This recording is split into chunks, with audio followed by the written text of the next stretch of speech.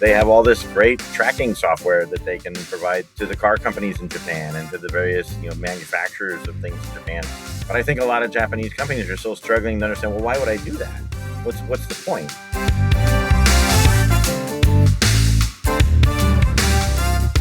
Hello everyone, welcome to Green.io, the podcast for responsible technologists building a greener digital world, one bite at a time. Every 2 Tuesdays, our guests from across the globe share insights, tools, and alternative approaches, enabling people within the tech sector and beyond to boost digital sustainability. I must admit that this episode is a kind of a treat for me. I had such a big shock when I was a teenager and I had started to discover the Japanese culture, my first exposition being with the manga Akira, like many of people of my age. And that was pretty crazy back in the old days. But anyway, regarding sustainability and technology, actually, I started to realize a few years ago that I was wondering how a country which has built its reputation about being always the cutting edge innovator when it comes to high tech, robotic, etc., would be able to manage the wave it's not necessarily a U-turn, but at least a significant change when embracing sustainability and approach things like low carbon technology, or even sometimes low tech or wise tech, or you name it the way you want. I'd rather prefer wise tech as a combination of high tech, low tech, and no tech. So I wanted to explore how this country is embracing sustainability and more specifically, IT sustainability. But to be honest, this won't be a very technical episode. It's more a geographical exploration. And for this to happen, I'm delighted to have two experts on Japan on the show. The first one is Paul Beddie. He's actually one of the most vocal voices in Japan on sustainability at large. Not necessarily only IT sustainability. I think he publishes every day or every 2 days on LinkedIn. He's got crazy numbers of followers and is well respected for this. But he also has an impressive track record holding executive positions in several IT companies such as PeopleSoft, Genpact, SAP, and now Capgemini, where he's now Vice President, Global Client Partner, and most importantly, Sustainability Lead. Trista Bridges is the co-author of Leading Sustainably with Donald Eubank, and she has been in Japan for over 10 years now, advising SME and startup about sustainability. She's also a member of the Purpose Committee of the EcoVadis famous ESG platform.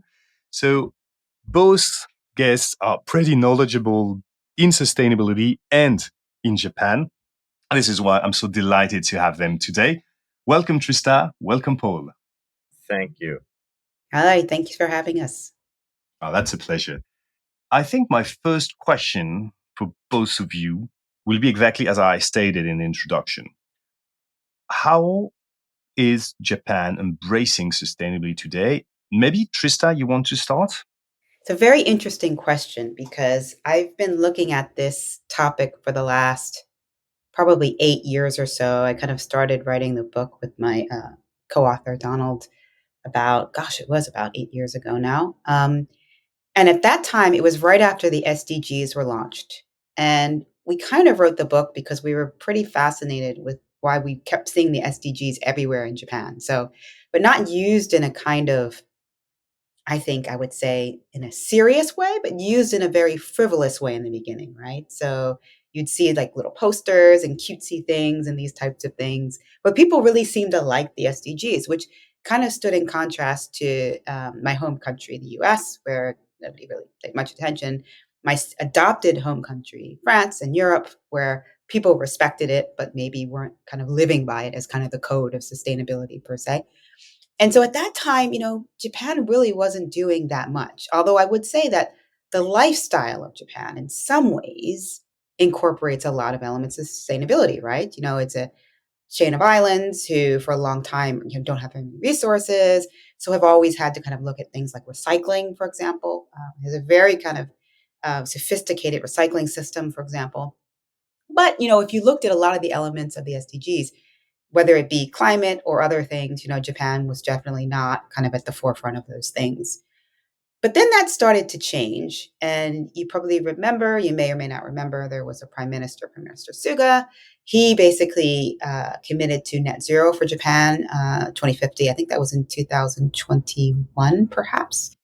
And then we had Prime Minister Kishida, who came in and he kind of continued on that same vein. And you started to see in the last, I'd say, 2 or 3 years or so, you're seeing a lot of momentum around this topic, particularly around ESG. And we can talk later about different regulations and these types of things that are kind of coming into play.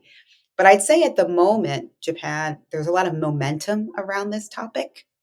But does Japan have a long way to go? Absolutely. And there's a lot of different structural and historical reasons for that that we can dig into during the discussion. Oh, and we will. Paul, you might want to bounce back on this. Sure, I'll add a little bit more color as to what Trista just said. By the way, it's great to be on with you, Trista. I know we when I came back to Japan for the third time in 2020 from China, your book and you and Donald were some of the first people I met when I came back to Japan to plug into the sustainability community here. So it's great to be on the call with you. Some of the things that I know, I mean, in Japan we have the SGD train. Some of the subways are totally plastered SGDs. Everybody in Japan is wearing the beautiful multicolored pen. They're saying, "Look, we're all for the SGDs." You go to every construction site around Tokyo; they've all got a huge billboard out in front of the building that they're building. You know, the 40-story steel, ginormous building with tons of concrete. That they're very concerned about SGDs, and they knock down perfectly good buildings to build those. So it's a really interesting place. You know, they give a lot of lip service, but I have to say I'm not sure that Japan really understands what it needs to do to really become sustainable. You know, the odds of it actually hitting the goals that the government's put out by 2030, in my opinion, are very low. But it's interesting. I actually came to Japan initially in 1991 and worked for a very large Japanese engineering company. Very unusual experience. I was the only foreigner in their global sales development group in their inaugural environmental business development company. It's selling scrubbers to coal-fired power plants. And when it comes to hardware, and this is really typical for Japan, their hardware excels.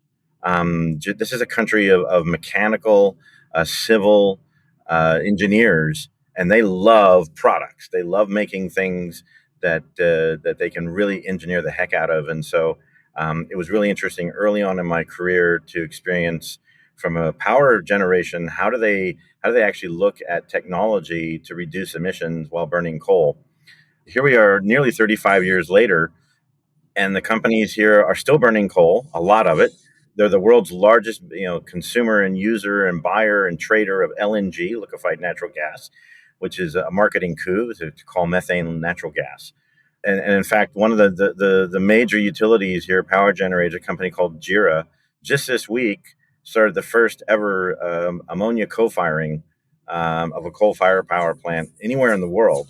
And they've also recently this is all obviously public information, they're in discussions with ExxonMobil to get 5,000 tons of ammonia a year out of the U.S. and ship it to Japan so they can try to get 20 to 30% of volume for their thermal power plants from ammonia versus coal.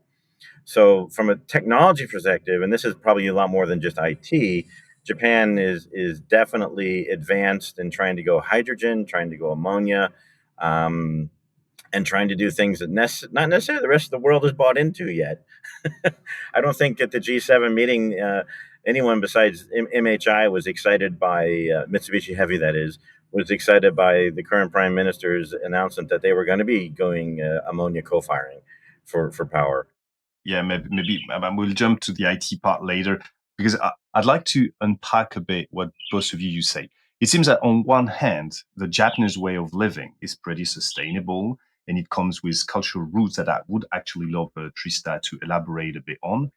But on the other hand, it also seems that they've got not a fully systemic understanding of what is going on and the need to shift, and they're more like adjusting with engineering prowess to fine-tune what is going on, but not necessarily embracing the systemic vision that some things has basically to stop. And so Maybe Trista, on the first part of what I understood of what you described with Japan, what are, according to you, the cultural roots and maybe historical roots that explain that Japan is so open to the sustainability idea?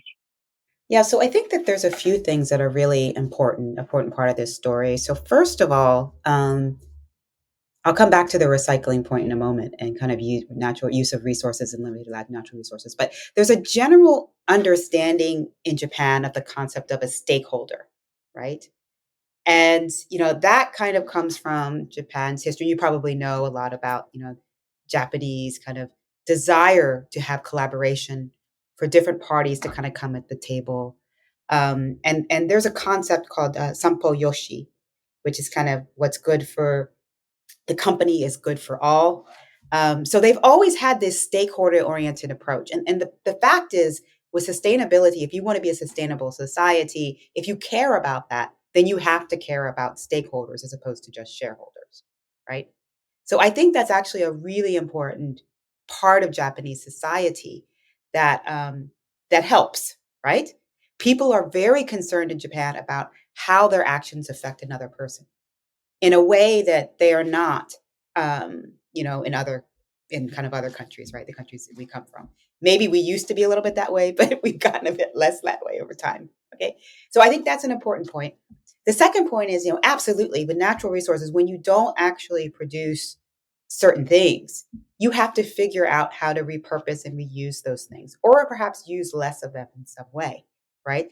And there are also, as the history of Japan. I am not a Japan historian. I don't know Japan's history kind of in an extensive way. But one thing that many of us know is that for periods of time, Japan was completely closed, right? Nobody came in, nobody came out, right? And that's why probably during the COVID period, it was so easy for the country in some ways to shut itself down because it had done this before, right? So when you shut yourself down like that, you have to figure out how do we make use of what we have. And I would say that Japan has gotten pretty good at that. That being said, however, since World War II, right, which kind of really transformed Japanese society in many ways, it became a very much a consumerist place. So with that comes consumption. With that comes waste and plastic usage and buying stuff and throwing it away. So Japan is, and I don't have the figures, I apologize, but Japan is probably within Asia, probably one of the biggest producers of trash that has been shipped elsewhere, right? Not all of it is, perfectly recycled. We also have a lot of municipal power generation here that's a lot of meticulously separated trash into different components, all goes into the same Yeah, furnace. yeah, yeah. Yes, exactly. Yeah. Very good point. And I think in all of our societies, we have elements of them that make sustainability possible, right? But it's like a puzzle. They don't have all the pieces, clearly, right?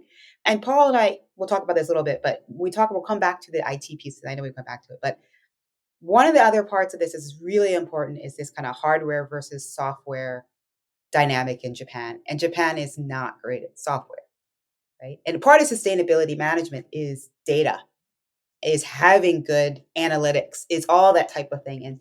And we can talk about that later, but that's something, for example, that Japan never really kind of got on the train with. And it caused a lot of issues. Very challenging for Japan on the analytics side and on any type of business software to identify the data and get to the data. Um, it's definitely Japan is definitely a laggard from that perspective, certainly compared to what's happening in Europe. Although there's certainly a lot of startups in Japan now that are trying to build software solutions, but it's definitely an area where they're going to have to look outside more and more to find solutions. The homegrown solutions from a software perspective just are having difficulty, getting to where they need to be from an efficacy perspective, as well as from just getting market share and getting an understanding from users on what's the value of doing it. And how do you explain this, Paul? Because this is an engineering country, because this is a hardware country, as you stated. I think I mean, so just today, I got to go visit a brand new ship brought out by Maersk. It was built in South Korea. It's on its maiden voyage. It's in Yokohama. It's the world's second green methanol powered transportation ship supply chain component. It's a huge ship, And this is the type of thing that Japan's really excited about because it's a big ship and it's got a lot of engineering and it has a ginormous engine in it, and it uses tens of thousands of tons of methanol, and but they don't really know anything about the software. But I was talking to some of the representatives of the company, and back at headquarters in Europe, of course, they have all this great tracking software that they can provide to the car companies in Japan and to the various manufacturers of things in Japan, so they can track their scope one when it comes to supply chain. But I think a lot of Japanese companies are still struggling to understand, well, why would I do that? What's the point? How does software actually help me reduce my environmental footprint?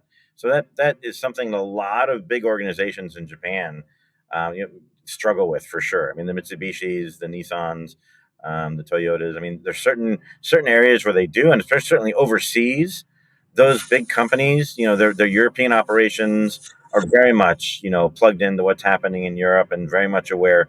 But when I talk to headquarters in Osaka or Tokyo of these same companies, they're absolutely blind to what their colleagues in Dusseldorf or in Paris or in London are doing to comply. It's just not on their radar.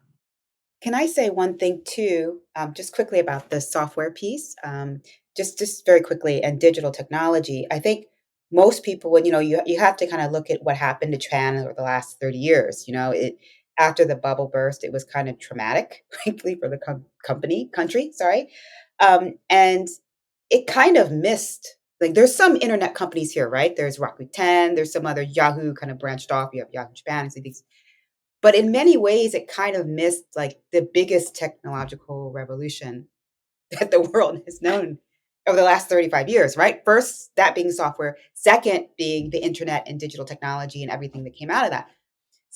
So now Japan is really investing much more in the last few years to try to catch up with that, right? So we have two trends here, which you hear people talk about. One is DX, and that's very much in Paul's wheelhouse is probably both of these things, but definitely that DX, digital transformation, that people like, these kind of terms, kind of helps people understand what we're talking about.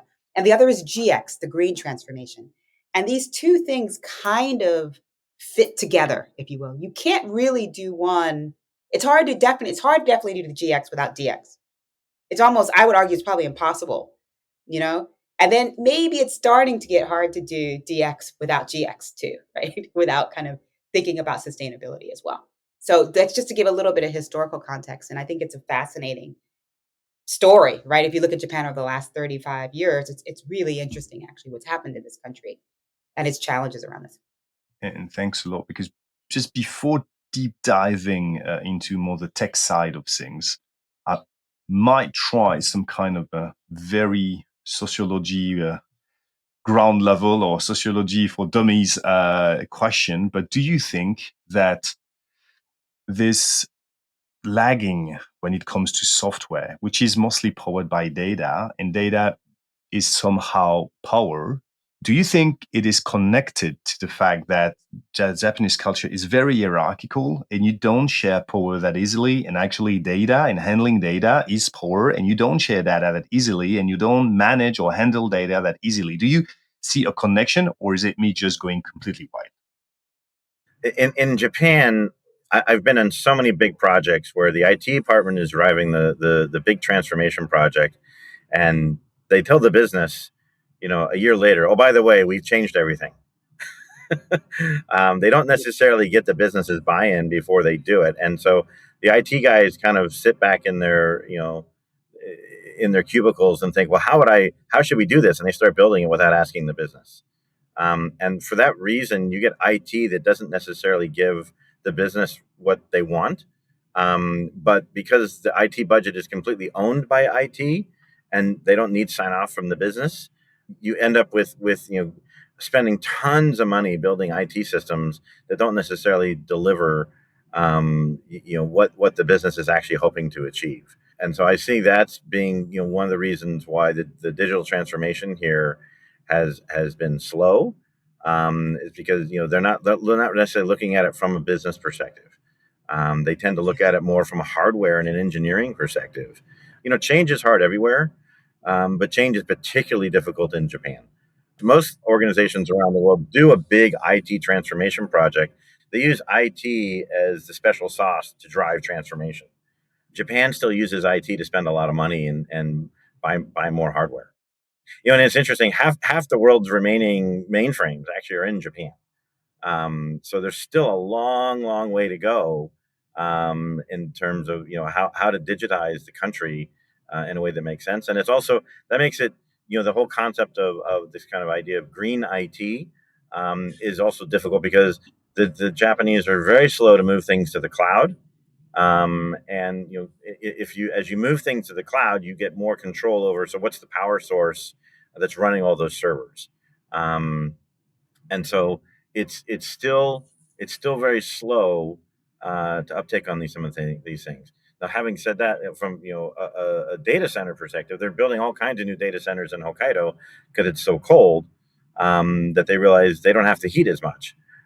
So there's certain components of sustainability that they're thinking about, but are they really thinking about it because of sustainability, or is there some other there's another factor as to why they're doing what they're doing? And now going back more specifically to the IT/tech sector, you seem to say, Paul, that you gave the example of the data centers, that things are moving forward, but that the concept of green IT has been slow to take off because actually the concept of digitization has been slow to take off. And let's put aside my awkward question on the connection between data and power and stay way more pragmatic.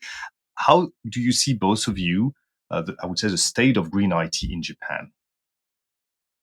So I know my kind of wheelhouse is more the kind of startup world, right? And technologies that are kind of coming online to kind of tackle this problem, new companies, right?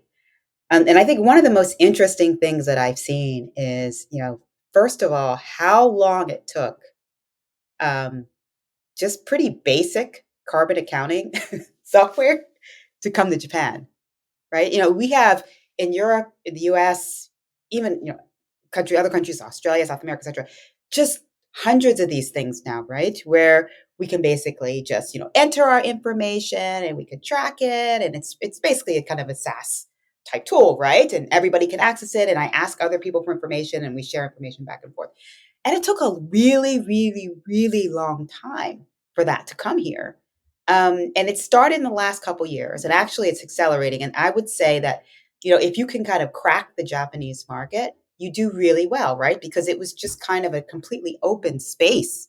And for me, that's very kind of rudimentary technology, right? That's not anything super sophisticated, right? I mean, it's something better than I could build because I'm not a technologist, right? But it's kind of like the bare minimum you need, I think, to be able to manage this issue of every element of sustainability. So we're starting to see more startups doing that kind of stuff, and that's really software, right? And so we're starting to see innovation around that. Japanese companies, not just EcoVadis, you mentioned earlier, EcoVadis, which I have some affiliation with, is doing really well in Japan. Recently came to Japan, and is a really strong market for them, right? And it's great, but it's also a market that didn't really have much, right? So, and there's just thousands of companies here, right? Like I think that's another thing people forget is, in the West, we really have kind of like hollowed out a lot of our companies in a lot of ways, right? We have these kind of, matriarchal organizations. We've, really kind of downsized them quite extensively. In Japan, companies don't really die here in the same way that they die in the West. So you have just tons of companies, right? So if you have a good product and these companies feel that they have to do it, you can absolutely do extremely well here. And so the first movers to the market, I think especially on the software side, are doing well. There's some more sophisticated technologies that you just don't really find here yet, dealing with sustainability that you find much more abroad, like carbon capture. I have seen some more battery production technology here recently, which is kind of exciting. But yeah, I think the kind of early stuff is starting to happen. The later stuff, even though you would think because it is a very kind of industrialized country that you would have more of that, they're kind of late to the game with that. But that stuff is starting to happen. But we don't have, for example, even in the investment sector, the size of the investment sector that we have in Europe and particularly in the US. We don't really have tons of, for example, green venture capital funds, right? That invest in carbon technology only. So there's a lot of work, but at least in kind of the startup space, things are starting to happen. But oh my goodness, there's so much opportunity and room to improve and innovate here. You're right. There's so much opportunity, and on the investment side, it made me think of Japan's pension system is one of the biggest pensions in the world. I forget how many trillions, tens of trillions of dollars they have under management in the system. They have a mandate to allocate a certain part of that to sustainability projects. And my understanding is 90 some odd percent of what they invest in for sustainability is outside of Japan because they can't find bankable projects to invest in Japan. So they have to go outside. I in my role, I work with Japan's top 100 companies. So these are the household name companies everybody in the world's heard of, and a number of them are my customers. When I work with their operations in Europe or North America, there's high awareness and high desire to do something with how do we make our IT more green? What are the solutions? What are your credentials? To us as Capgemini, what are your credentials to provide green IT solutions? We don't get those questions in Japan. And in fact, we find it quite difficult to sell some of the solutions to Japan. The customers generally just aren't aware of them. But interestingly, what we're doing right now is we're kind of reverse engineering our way into helping customers identify, so here's some sustainability benefits of the project that you've just done. You didn't ask for this to be done, but we're doing it because we're a French headquartered company. We have lots of stuff we've committed to in France as a global company as to how we're going to help our customers decarbonize and whatnot. And we have to actually do the work here and reverse engineer. Okay, so we took you from an on-prem solution to a cloud solution. All right, we're gonna help you calculate what the difference is in the carbon impact of that. We're taking you off a mainframe. We're putting you onto other types of software. So we're trying to push the needle. And I know most of the big consulting companies are doing the same.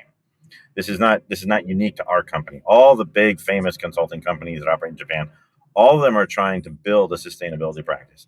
But I think everyone is still struggling to get the big companies to say, yes, we will spend the money to reduce our carbon footprint. They're still not thinking that way. They'll spend the money to do the projects, but you said, well, if you add on a little bit more, we can track everything and we can go green. And like, well, no, I don't want to do that. How come that the level of awareness is so low when it comes to the environmental impact of IT and electronic equipments in general? I'd say it comes back to what we were saying earlier on the hardware versus software. The mentality here is engineering. I want to engineer big physical goods. They generally can't see that, or they haven't been exposed to it. And again, it's also the hierarchical situation in Japan. Until you're about 45, you don't get any decision making power in a big company here. So that means these people, they're all still analog. The digital natives have yet to come into positions of power in any of these big companies. So there's a generation. It will come eventually, but it's still not there yet. Absolutely. If you kind of look at kind of the things that the Japanese have built and they're very proud of having built, right? Cars, automobiles, right? I remember growing up when Toyota came to the US. That kind of giving my age away a little bit, but but incredible. Getting a car with that kind of low gas mileage that doesn't break down regularly, that's very fuel efficient. It's like a marketing marvel. The Sony Walkman, and I think probably the best thing that's close to software they ever built is gaming, right? The gaming sector, right? Which they're incredible in. My sister works for Nintendo. What a company. But this is kind of like when you've done these wonderful things, and also even electronics, right? All the electronic devices, television sets, all these things for years that the Japanese used to make. So if you make stuff, right, you make stuff like that, how can you even really conceive of the idea of this stuff might be a problem?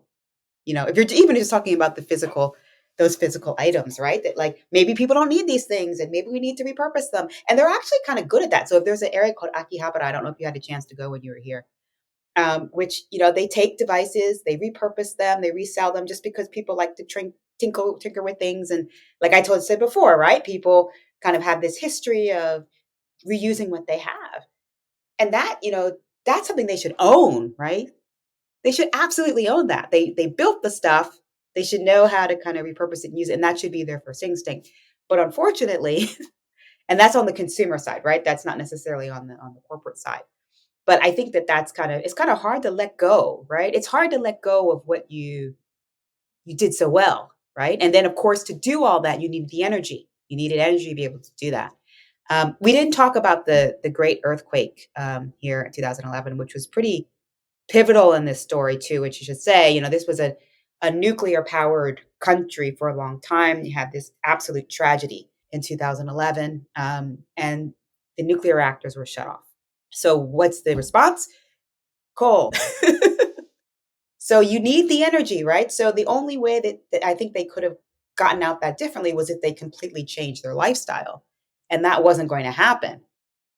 For 12 to 18 months, they were providing incredible feed-in tariffs for anyone who was willing to put a solar panel out in their field.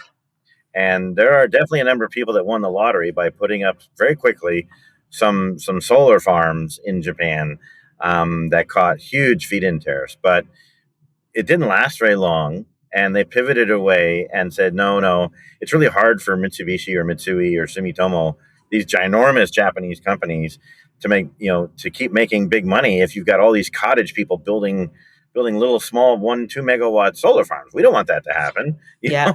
Let's go get another 20-year supply contract for 10 billion cubic meters of gas from Qatar. Yeah, well, that actually that connects pretty well with the question I wanted to ask. Where do you believe the change will come from?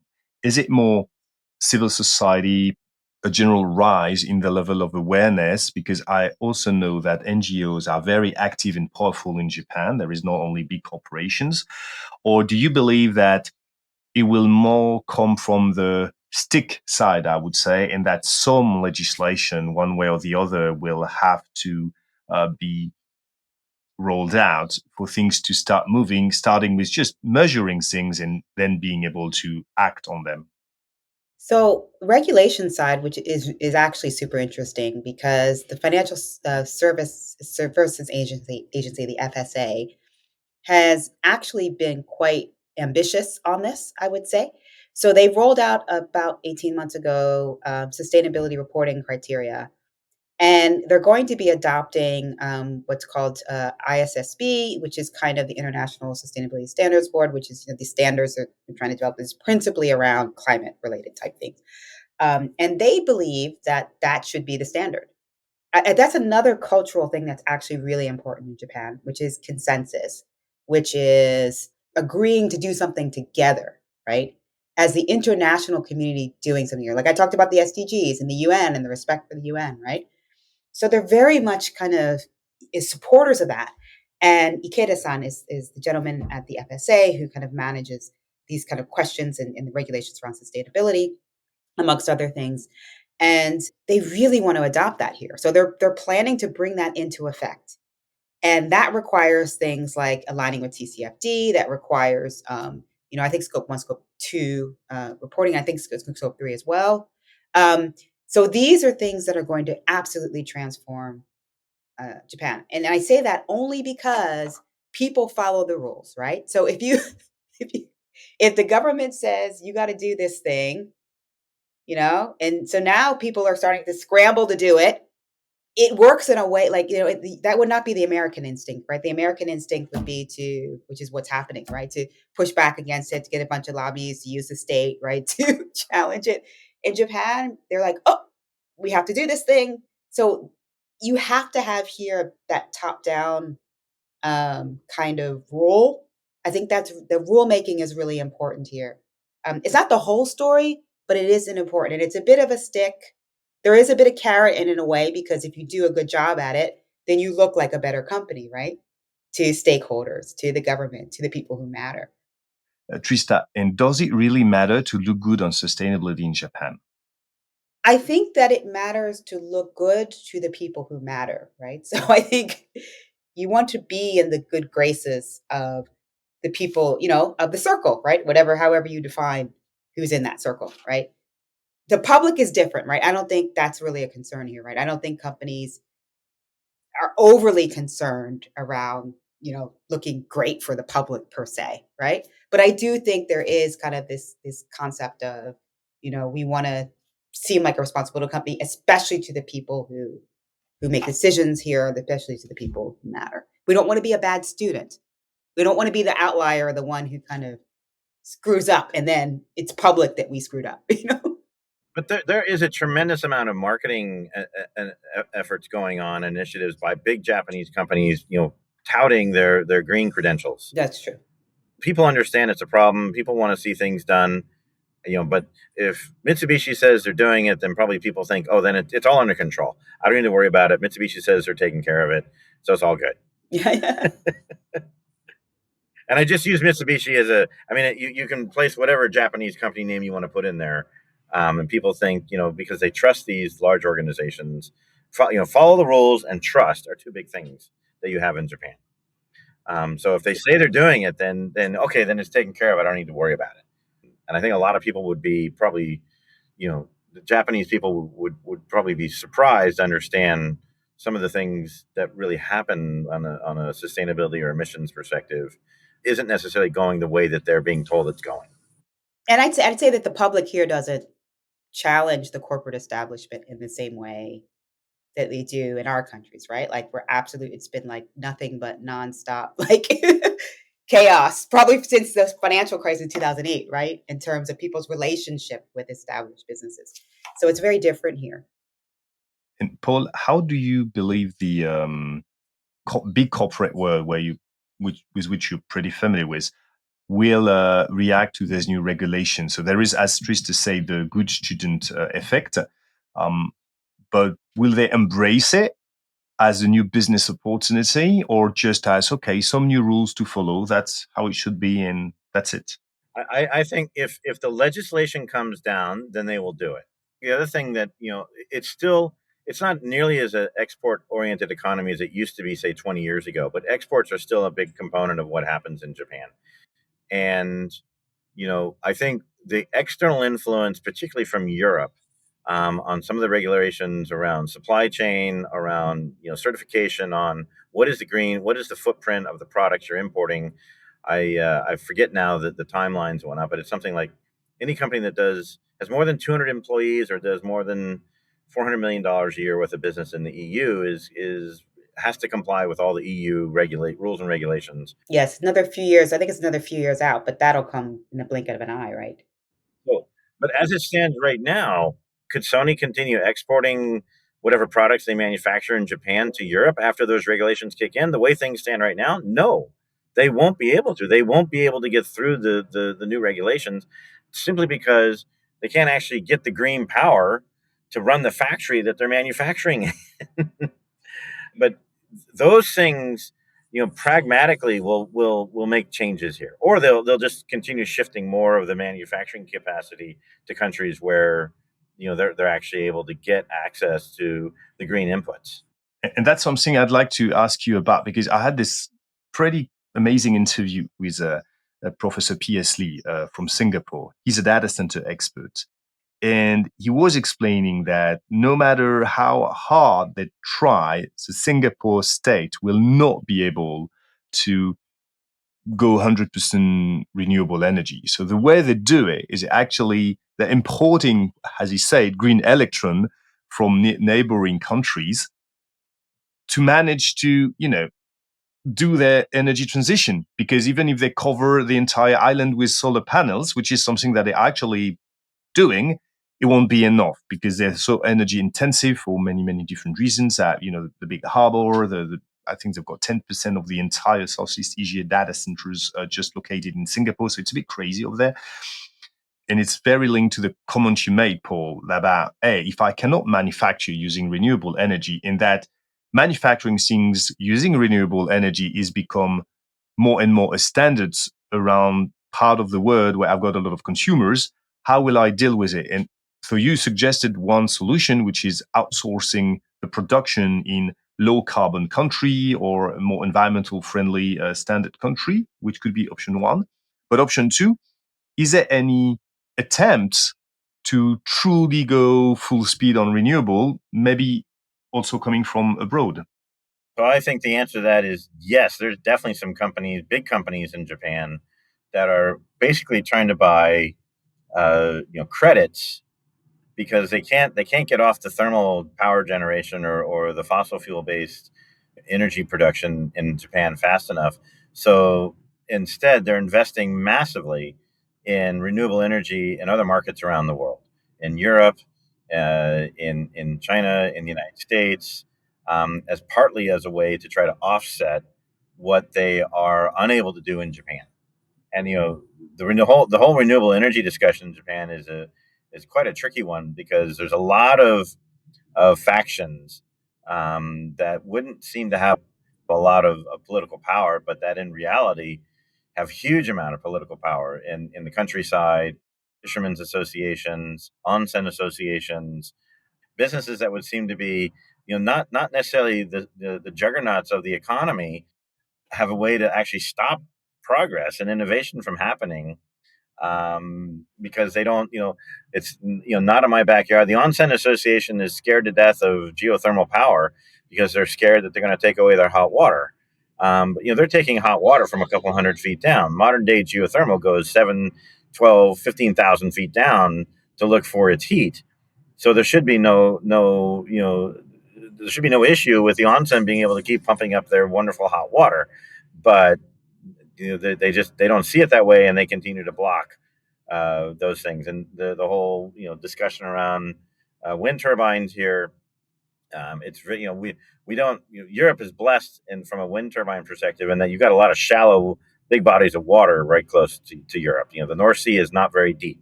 The Mediterranean is not that deep. You go not too far off the coast of Japan, and it drops 3 miles to the bottom of the ocean. So there's all kinds of new technology for floating turbines and whatnot that are required. There's all kinds of new infrastructure that needs to be put in on the ports and whatnot to handle something besides fish. There's challenges here to Japan, having the political will to disrupt its harmony that it's got with some very long traditional, components of the society in order to become more green while still maintaining a modern 21st century economy. Yeah, I think there's two things there. Topography is not always on Japan's side, I'd say, in terms of it's a huge challenge. And then also, it's like the flip side of what I was saying before about the stakeholder management.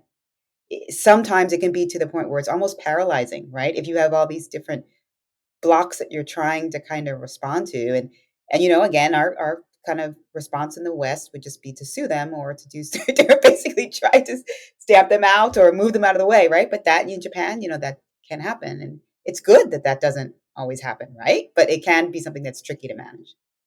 And I would go for a final question. If you walk into main Tokyo streets, you will be literally surrounded by gigantic screens promoting mostly mass consumption.